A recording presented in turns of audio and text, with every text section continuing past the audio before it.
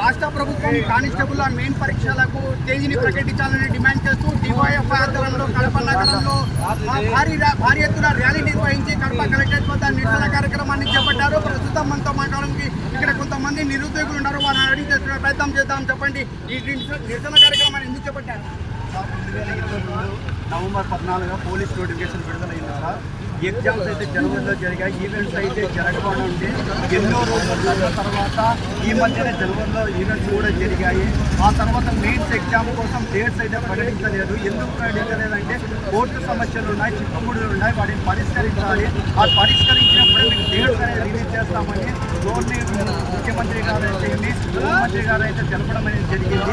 అయితే సుప్రీంకోర్టులో ఎన్ని రోజులు ఎంత కాలం అనేది ఈ కేసులు ఉంటాయి.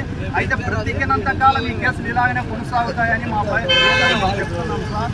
ఎన్ని రోజులైనా కానీ కేసులు అనేది తెలుసుకోకుండా నాటుతూ ప్రభుత్వము ఎంత చిత్తశుద్ధిగా ఉంటుందో మాకైతే అర్థం కావటం లేదు. ఒకవైపు ఏమో హోంగార్డుల సమస్యలు ఉన్నాయి, వాళ్ళని పరిష్కరిస్తేనే మీకు ఖచ్చితంగా న్యాయం జరుగుద్ది, మీకు ఎగ్జామ్ జరుపుతామంటున్నారు. మీరు చెప్పేది నిజమే సార్, మీకు కాదంటం లేదు.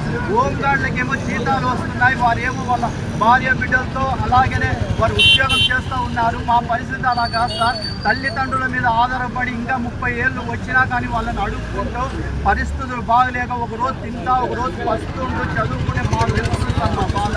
ఇంకా ఇప్పటికి కూడా మీరు దయతలిచి కూడా మాకు ఎగ్జామ్ డేట్స్ ప్రకటించకపోతే మేము ఏం చేసుకోవాలో అనేది కూడా అర్థం కావడం లేదు సార్. ఒకరోజు రాత్రుల్లో అయితే ఏమనిపిస్తుంటే 2020 కరోనాలో మేము చనిపోయింటే బాగుండు అనే పరిస్థితులు మాకు తీసుకొని వచ్చిన మీ ప్రభుత్వానికి కొంచెమైనా సిగ్గు ఉంటే ఇప్పుడైనా దయచేసి మాకు డేట్స్ అనేది ప్రకటించండి సార్. అలాగే సార్, మీరు ఎన్నో విషయాలు చెప్తారు కదా సార్, నేను వస్తే బాబు వస్తాడు జాబ్ వస్తాడు అన్నది ఎక్కడుంది సార్? మీరు ఇచ్చే జాబ్ ఎక్కడుంది సార్? 6100 మంది జాబ్స్ చూస్తున్నారు కానీ 6100 కుటుంబాల్లో వారి భవిష్యత్తు ఎందుకు మీకు కనపడకుండా ప్రశ్నార్థకంగా మారుతుంది అనేది ఒక్కసారైనా ఆలోచించారు సార్. ఒక్కరోజు మా పరిస్థితిలో మీరు ఉండే ఆలోచించమని అయ్యా government deputy Pawan Kalyan CM Pawan Kalyan గారికి మీకు వేడుకుంటున్నాం సార్. ఒక్కసారి ఆలోచించండి సార్, మా పరిస్థితి ఏంటో, మా బాధ ఏంటో.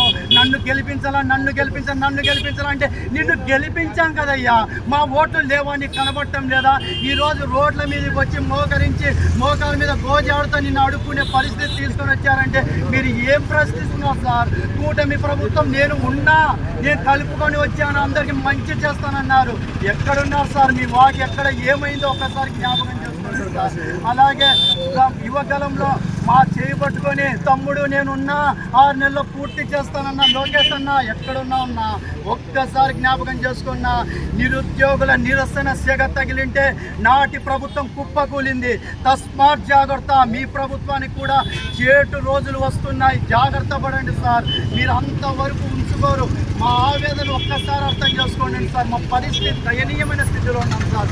ఎవరికి చెప్పుకోలేకుండా ఎంతోమంది ఈ సొసైటీలో ముందు వెళ్తుంటే ఏం చేస్తున్నాం పండగకు ఊరికి కూడా వెళ్ళలేని స్థితిలో మేము ఉన్నామంటే మేము ఎవరిని అడగాలి సార్? వీ వాంట్ జస్టిస్ అని రోడ్డుపైకి వచ్చే అడిగే స్వతంత్రత కూడా మాకు లేదనే విధానంగా మీరు తీసుకొని వచ్చారు సార్.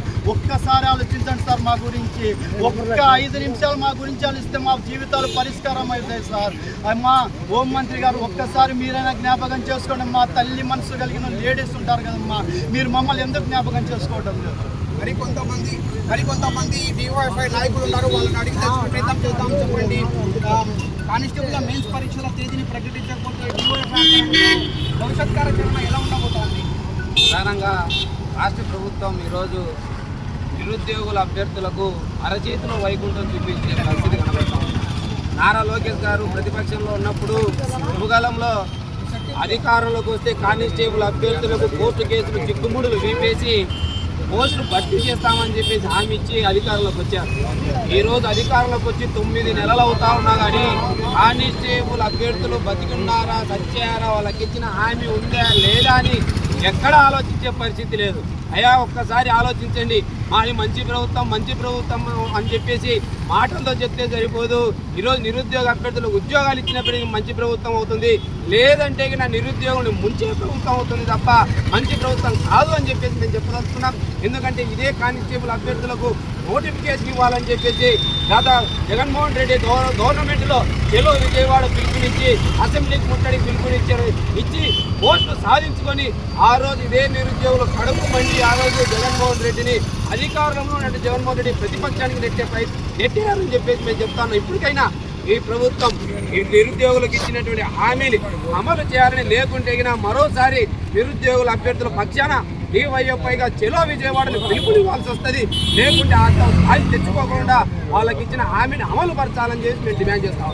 వెంటనే రాష్ట్ర ప్రభుత్వం స్పందించి నిరుద్యోగులకు ఇచ్చిన హామీని వెంటనే నెరవేర్చాలని, లేని పక్షంలో DYFI ఆధ్వర్యంలో పెద్ద ఎత్తున ఉద్యమాలను ఉధృతం చేస్తామని చెప్పి నిరుద్యోగులతో పాటు DYFI నాయకులే హెచ్చరిస్తున్న పరిస్థితి. కెమెరా పర్సన్ అంతర్తో షబ్బీర్, CVR న్యూస్, ఉమ్మడి కడప, అన్నమయ్య జిల్లా.